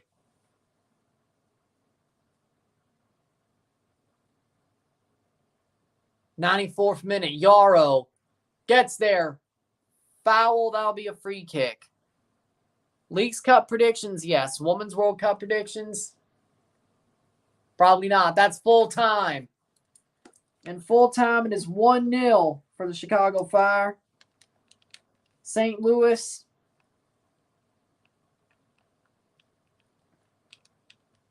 Don't look too good. I feel like Toronto's going to win somehow. I just feel it. I don't know what the feeling is. I just feel it. But with that being said, yeah, doesn't surprise me because doesn't surprise me.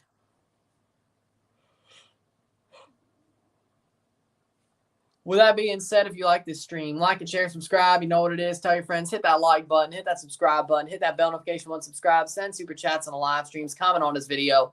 Put us in playlist. Share with friends and family. All that great stuff. I will see you at 6:25 for Toronto versus Montreal, or Montreal versus Toronto, I should say, live. And then I will review that game. This game won't get an RSR. I don't think it's worth talking about. Besides this live stream, there ain't much to say. It is what it is. So I'll see you later. TFC Montreal. Hopefully that ends up being a win. St. Louis loses 1-0 to Chicago. I'm Ryan and I'm out. Peace.